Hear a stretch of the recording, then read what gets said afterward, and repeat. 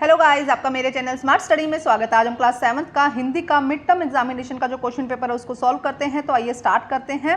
सबसे पहले एक पैराग्राफ दिया गया है जिससे रिलेटेड क्वेश्चंस है। तो देखो, पहले पैराग्राफ को रीड करेंगे, उसके बाद में हम गद्यांश को पढ़ेंगे, उसके बाद उसके आंसर्स करेंगे। कभी कभी मैं अपने मित्रों की परीक्षा लेती हूँ, यह परखने के लिए कि वह क्या देखते हैं। हाल ही में मेरी एक प्रिय मित्र जंगल की सैर करने के बाद वापस लौटी। मैंने उससे पूछा, आपने क्या क्या देखा? कुछ खास तो नहीं, उसका जवाब था। मुझे बहुत अचरज नहीं हुआ क्योंकि मैं अब इस तरह के उत्तरों की आदी हो चुकी थी। मेरा विश्वास है कि जिन लोगों की आंखें होती है वे बहुत कम देखते हैं। तो अब इसके आंसर्स देखते हैं पैराग्राफ के अकॉर्डिंग। लेखिका क्या जांचने के लिए अपने मित्रों की परीक्षा लेती है कि वे क्या देखते हैं। अभी हमने पढ़ा ना पैराग्राफ में कि परीक्षा क्यों लेते हैं, वो देखना चाहते थे कि वो लोग क्या देखते हैं, तो वे क्या देखते हैं। नेक्स्ट देखते हैं हम यहाँ पर, लेखिका की मित्र कहाँ से सैर करके लौटी थी। तो कहाँ से लौटी थी? जंगल से। अभी हमने पढ़ा जंगल से, तो ग आंसर इसका सही हो जाएगा। उसके बाद एक कविता दी गई है, उसे रीड करते हैं। अपने कर से खिला धुला मुख धूल पूंछ सज्जित कर गा, थमा खिलौने नहीं सुनाती हमें सुखद परियों की बात। ऐसी बड़ी न होऊं मैं तेरे अचल की छाया में, छिपी रहूं निष्प्रय निर्भय कहाऊं दिखाई दे चंद्रोदय।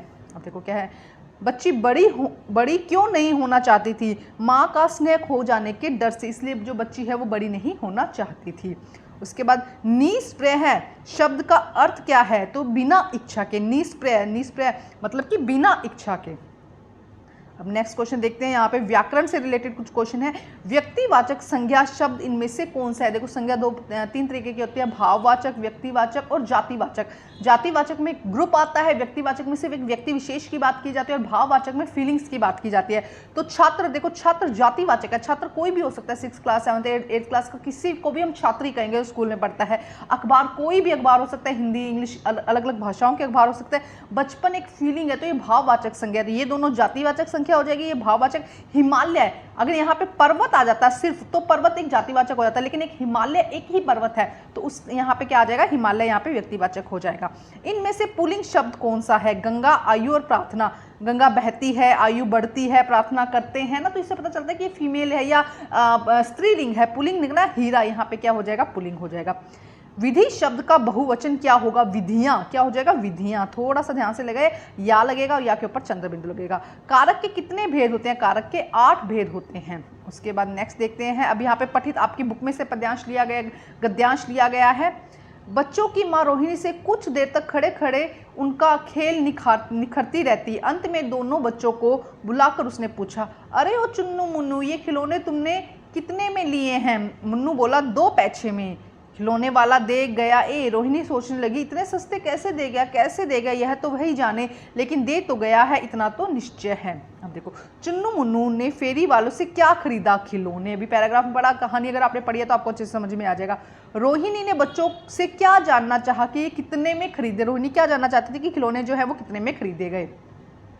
बच्चों ने खिलौने खरीदे, कितने में खरीदे? 2 पैसे में। अभी बताया पैराग्राफ में ही। रोहिणी किस सोच में पड़ गई कि खिलौने इतने सस्ते कैसे दे गए, इतने सस्ते क्यों दे गया, इस तरीके का था। तो खिलौने इतने सस्ते क्यों हैं। अब यहाँ पे बहुविकल्पी प्रश्न है, इसको हम पढ़ते हैं। पद्यांश में से है, कविता है। हम पंछी उन्मुक्त गगन के पिंजर बंद में ना गा पाएंगे, कलक तिलियों से टकराकर पुलकित पंख टूट जाएंगे। हम बहता जल पीने वाले मर जाएंगे, भूख प्यासे कहीं बल्कि है कटुक निबोरी। वो कह रहे कि वो मतलब भूख प्यासे मर जाएंगे। कटुक मतलब कि जो नीम की निमोरी कड़वी होती है, वो भी हमें क्या लग रही है? अच्छी लग रही है। पक्षी कहाँ रहना पसंद करते हैं? खुले आकाश में उड़ना पसंद करते हैं। घोंसलों में नहीं, पिंजरों में नहीं, सोने के पिंजरे में नहीं, तो खुले आकाश में रहना पक्षी क्या करते हैं? पसंद करते हैं। पक्षी कहाँ नहीं गा पाएंगे? पिंजरों में बंद होकर। वृक्ष की डालियों आजाद होकर खुले में तो गा ही पाएंगे, लेकिन पिंजरों में बंद होकर पक्षी नहीं गा पाएंगे। तो नहीं कहा है, तो पिंजरों में बंद होकर। पक्षियों को कड़वी निबोरी क्यों पसंद है? क्योंकि आज़ाद रहकर अपनी मेहनत से पाया। क्योंकि निबोरियाँ क्या है? पेड़ पर लगी होगी, वहाँ उड़कर उन्हें खाना। तो पक्षी को क्या है? आज़ाद रहकर मेहनत के साथ वो खाना उन्हें पसंद है। पक्षी किस प्रकार की तिल्लियों से टकराकर बात करते हैं? कनक की तिल्लियों से टकराकर क्या करते हैं? बात करते हैं। उसके बाद प्रश्न है, खिलौने देखकर बच्चे डैश हो उठते हैं, पुलकित हो उठते हैं, मतलब कि खुश हो जाते हैं। खंबा, लेटर बॉक्स, पेड़ सभी एक साथ थे, सड़क से बहुत दूर। सड़क से क्या थे? बहुत दूर थे। अब प्रश्न देखते हैं, कविता पर आधारित है। पक्षी कहाँ का जल पीना पसंद करते हैं? बहती नदी और झरने का। कठपुतली के मन में कौन सी इच्छा हुई स्वतंत्र होने की? कठपुतली क्या चाहती थी दिलो जान से कि उसे स्वतंत्र होना है। अब व्याकरण से रिलेटेड प्रश्न है, देखते हैं। सबसे भिखारी को कुछ देना, दे देना। अनेकांकित शब्द में सर्वनाम बताइए। तो कुछ सर्वनाम है अनिश्चय काल। देखो बहुत सारे 6 सर्वनाम होते हैं जिसमें से अनिश्चय काल कुछ निश्चित नहीं है, तो ये कौन से सर्वनाम हो जाएगी? अनिश्चय काल। विशेषण कितने प्रकार का होता है? 4 प्रकार का विशेषण होता है। नवग्रह शब्द में विशेषण को आप भेद बताइए। तो विशेषण क्या है यहाँ पर? नव। पहले तो ग्रह नव यहाँ पे क्या हो जाएगा? विशेषण हो जाएगा। और कौन सी है? संख्यावाचक। माता पिता समास का भेद पहचान कर लिखिए। तो माता पिता ये क्या है? द्वंद्व समास। दो शब्द आएंगे, बीच में योजक चिन्ह आएगा, तो वो समास कैसा होता है? द्वंद्व समास। और दोनों लगभग एक दूसरे के विपरीत होते हैं। उसके बाद देखिए यहाँ पे प्रश्न देखते हैं हम। पक्षी अपना मधुर गीत कब नहीं गा पाएंगे? जब वो पिंजरे में होंगे। एक वर्ड में आपको कौन सा देना है? पिंजरे में। पक्षी की अभिलाषा क्या है? आकाश में उड़ने की। पक्षी क्या चाहता है? आकाश में उड़ना। कठपुतली ने अपनी इच्छा कैसे प्रकट की? गुस्सा करके। वो क्या हुई? नाराज हुई, क्रोध उसने दिखाया, तो गुस्सा करके कठपुतली ने अपनी जो इच्छा है वो प्रकट की। पांवों पर छोड़ देने का क्या आश्रय है? किसी को पांवों पर छोड़ देना मतलब कि स्वतंत्र छोड़ देना। कठपुतलियों से लिया गया है। कठपुतलियों के पैर बंधे हुए थे, तो अब कह रहे हैं कि कठपुतली अगर स्वतंत्र हो जाएगी, उनके पांवों को छोड़ देंगे तो क्या हो जाएगी? स्वतंत्र छोड़ देना। अब यहाँ पे प्रश्नों के उत्तर देने। मिठाई वाला पाठ के लेखक का नाम बताइए। आप लेखक के नाम जरूर याद करके जाइएगा। कविता के जो रचयिता है उनके नाम जरूर याद करके जाएगा। एग्जैक्ट ऐसा पेपर नहीं आएगा, लेकिन बहुत ही इंपॉर्टेंट क्वेश्चन है ये। भगवती प्रसाद वाजपेयी। खिलौने वाले का गाना गली भर के मकानों में कैसे लहराता था? सागर की तरह। जैसे ही बोलते थे सब उसकी तरफ आ जाते थे, तो सागर की तरह। खंबे को कौन सी रातें अच्छी नहीं लगती थी? बरसात की रातें, क्योंकि बरसात की रातों में क्या है? बिजली गिरने का या खंबा गिरने का डर था, इसलिए बरसात की रातें अच्छी नहीं लगती थी। आसमान से गड़गड़ाती बिजली किस पर आ गिरी? पेड़ पर। जो आसमान से बिजली गिरी वो किस पर गिरी थी? पेड़ पर। अब आगे जो प्रश्न है 30 से 40 शब्दों में देने हैं। एग्जैक्ट जो पैटर्न है वो यही रहने वाला है। 30 से 40 शब्दों में देने हैं और 2-2 नंबर के हैं। मुरली वाला देखने में कैसा था? उसके बारे में लोगों का क्या अंदाजा था? तो मुरली वाला देखने में 30 से 40 की उम्र के बीच का था। दुबला पतला शरीर था उसका, गोरा रंग था और बीकानेरी साफा पहनता था। देखो मैंने शॉर्ट में आंसर लिखे हैं, आप इनको समझ लीजिए, ठीक है। उसके बारे में लोगों ने क्या अंदाजा लगाया? तो उसके बारे में लोगों ने लगाया कि नगर में वही है जिसने सबसे पहले खिलौने बेचने आया है। उसके बाद मुरली वाला बच्चों से कैसे बात करता था? बड़े ही स्नेहपूर्वक बात करता था, धैर्य से बात करता था। और जब वो मुरली अपनी बेचने के लिए आता था तो बच्चों से इस तरीके से बात करता था कि बच्चों को मुरली पसंद करवाता था। ऐसे नहीं कि कुछ भी दे देता था, बच्चों को पसंद करवाता था। बच्चों को मतलब प्यार से कहता था, जिससे वो अपने दादा दादी परिवार से पैसे लेकर आते थे। और किसी भी बच्चे से अधिक पैसे नहीं लेता था, जितने पैसे होते थे मुरली के उतने ही वो लेता था। रोहिणी उस फेरे वाले के विषय में जानने के लिए क्यों उत्सुक हुई? जो रोहिणी थी उस फेरे वाले के बारे में क्यों जानना चाहती थी? क्योंकि वह बहुत ही स्नेहपूर्वक बात करता था, अपनत्व दिखाता था, भला व्यक्ति था और कम मूल्यों पर भी वस्तु को बेच देता था। इसलिए इसको लगा कि कैसा है, एक्चुअली मैं इसको जानूं भी, इतना सस्ते में कैसे बेच रहा है। तो उसका व्यवहार के कारण वो क्या करता था, जो रोहिणी थी उसके बारे में जानना चाहती थी। लेटर बॉक्स को अपना महत्व क्यों लगता था? क्योंकि देखो लेटर बॉक्स में क्या होता है, चिट्ठियां डाली जाती है, तो किसी की भी गुप्त बातों को बाहर नहीं आने देता। लेटर बॉक्स में बंद करके चिट्ठियां डाली जाती है, तो लेटर बॉक्स कहता है मैं किसी की भी बातों को, गुप्त बातों मतलब छुपी हुई बातों को बाहर नहीं आने देता हूँ, किसी को बताता नहीं हूँ। हाँ वह स्वयं जरूर पढ़ लेता था लेकिन दूसरों को बताता नहीं था, तो दूसरों की गुप्त बातें उसी तक सीमित रह जाती थी, इसलिए लेटर बॉक्स अपने आप को बहुत महत्वपूर्ण समझता था। खंबा जमीन पर कैसे बैठता है? तो देखो खंबा पहले तो जमीन पर बैठता नहीं है, लेकिन लड़की ने खंबे को नीचे बैठने के लिए बहुत जिद की। तो पहले तो उसने बहुत मना किया कि नहीं बैठना है ऐसे वैसे, लेकिन फाइनली क्या हुआ, बहुत जिद की तो सबने मिलकर, पेड़ ने, यहाँ पे लड़की ने, लेटर बॉक्स ने, सब ने मिलकर बड़ी ही मुश्किल से खंबे को नीचे बिठाया और फाइनली जो खंबा था वो नीचे बैठ गया। कहानी के अकॉर्डिंग है, चैप्टर के अकॉर्डिंग। अब प्रश्न नंबर 12 देखते हैं। किन्हीं 3 प्रश्नों के उत्तर देने 30 से 40 शब्दों में। थोड़ी सी राइटिंग आपको समझ नहीं आ रही होगी, लेकिन मैं जो बोल रही हूँ उनको समझने की कोशिश कीजिएगा। एग्जैक्ट ऐसे क्वेश्चन नहीं आएंगे, लेकिन क्वेश्चन यही आएंगे घुमा फिरा कर। पिंजरे में पक्षियों को क्या क्या कष्ट होते हैं? तो देखो पिंजरे में अगर एक पक्षी है, ये पिंजरा है, इसके अंदर अगर एक पक्षी है तो फुदक नहीं सकते, पंख नहीं फैला सकते, उड़ नहीं सकते, नदियों और झरनों का पानी नहीं पी सकते, वृक्ष के जो कड़वे फल है वो नहीं खा सकते, मीठा जल नहीं पी सकते। तो देखो कितनी सारी चीज़ें जो पक्षी जो पिंजरे में होते हैं तो वो आज़ाद नहीं महसूस करते, बंधा हुआ महसूस करते हैं, है ना। तो ये सब चीज़ें जो पक्षियों को पिंजरे में कष्ट होता है। उसके बाद देखो क्या है, पक्षियों के सपने और अरमान क्या हैं? तो पक्षी क्या चाहेंगे, ऊंची उड़ान भरना, फुगनी पर बैठकर झूला झूलना, आसमान में उड़ना, नदियों का पानी पीना, ये जो हम कहते हैं कि नीम की निमोरी खाना, इस तरीके के कुछ भी जो आगे पैराग्राफ आगे क्वेश्चन में भी आए हैं वहीं से आप लिख सकते हैं कि क्या अरमान है। मेन है उनका आज़ाद होना, वो आज़ाद होना चाहते हैं, ऊंची उड़ान भरना चाहते हैं, आसमान तक जाना चाहते हैं, हर वृक्ष की टहनियों पर घूमना फिरना चाहते हैं, मीठा जल का पानी पीना चाहते हैं, बहता हुआ पानी पीना चाहते हैं। इस तरीके से आप लिख सकते हैं।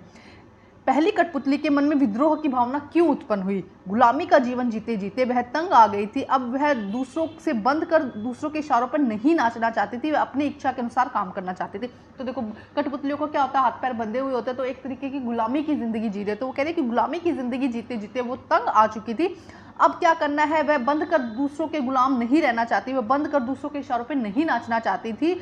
और अब क्या है, उसके मन में दूसरों को देखकर कि दूसरे भी किस तरह से अपनी मर्जी से घूम रहे हैं, तो वो भी इच्छा अनुसार अपना जीवन जीना चाहती थी, इसीलिए उसके मन में क्रोध की भावना उत्पन्न हुई। कठपुतली कविता का सारांश लिखिए। तो एक बार यहाँ पर देखो, यहाँ पे मैंने लिखकर दिखा है, कठपुतली स्वतंत्रता की इच्छा जताते हुए स्वयं को स्वतंत्र करना चाहती थी। थोड़ा सा शब्द राइटिंग थोड़ी सी जल्दी जल्दी में लिखी गई, इसलिए अच्छी नहीं है, बट आप सुन लीजिए मैं क्या कह रही हूँ कि कठपुतली स्वतंत्रता की इच्छा रखती हुई थी और स्वतंत्र रहकर अपना जीवन बिताना चाहती थी। धागों से बंधी कठपुतलियाँ पराधीन है, मतलब कि गुलाम है धागों से बंधी हुई जो कठपुतलियाँ हैं। दूसरों के इशारों पर उनको नाचना पड़ता है, जैसे दूसरे धागा खींचेंगे वैसे उसको नाचना पड़ता है। स्वतंत्र होने के लिए वह विद्रोह भी कर देती है, उसे लगता है कि नहीं मुझे स्वतंत्र होने इसलिए विद्रोह कर देते हैं। बाकी जो अन्य की कठपुतलियां थी वो भी इससे खुशी मनाती है और उनको भी ये बात अच्छी लगती है। तो इसी तरीके से थोड़ा घुमा फिरा के आपको चैप्टर का थोड़ा सारांश सा पता होना चाहिए, फिर आप लिख सकते हैं। उसके बाद आगे देखते हैं हम प्रश्न नंबर नेक्स्ट देखते हैं प्रश्न हम यहाँ पर प्रश्न है यहाँ पर नेक्स्ट हमारा 13। देखो 13 में क्या कहा गया है, निम्नलिखित में से किसी एक विषय पर 80 से 100 शब्दों में अनुच्छेद लिखना है। क्रिकेट का मैच, भारत का किसान, स्वतंत्रता दिवस। तो तीनों ही बहुत आसान है, तो आप खुद करने की कोशिश कीजिएगा, इससे राइटिंग स्किल बढ़ती है। अगर फिर भी दिक्कत आएगी तो मुझे बताइएगा, मैं इसका भी क्वेश्चन आपका आंसर इसके लिए बना दूंगी। आगे के दोनों क्वेश्चन हम देखते हैं। देखो क्या कहा गया, आपके विद्यालय में कंप्यूटर की पढ़ाई प्रारंभ है, इसके लिए प्रधानाचार्य को पत्र लिखिए 80 से 100 शब्दों में। तो आइए देखते हैं इसका आंसर हम।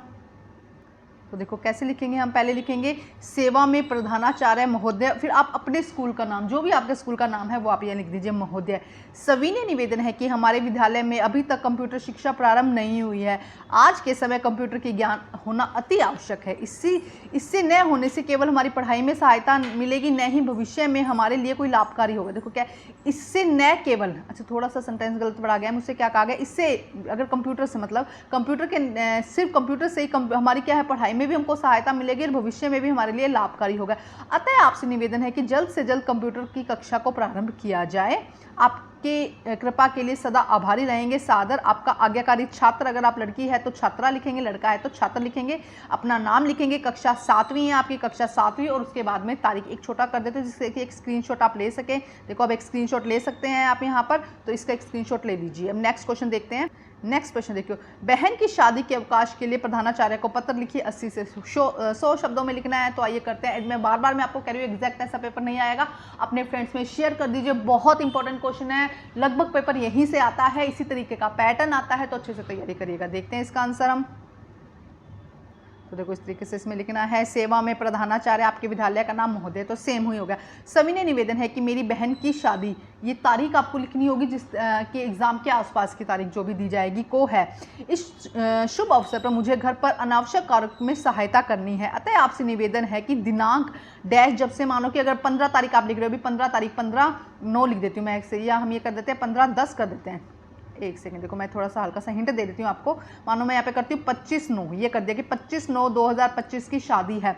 तो मुझे आपसे निवेदन है कि यहाँ पे आप कर सकते हो कि 20/9/2025 से, या 22 कर दो, इतनी ज़्यादा छुट्टियाँ नहीं मिलती है, 22 से लेके आप 27 तक, कि 22 से लेके 27 तक की तारीख तक के कुल 5 दिनों की छुट्टियां मुझे चाहिए, और अवकाश देने का अवकाश प्रदान करने की कृपा करें। देखो ध्यान से एक बार फिर रीड करो।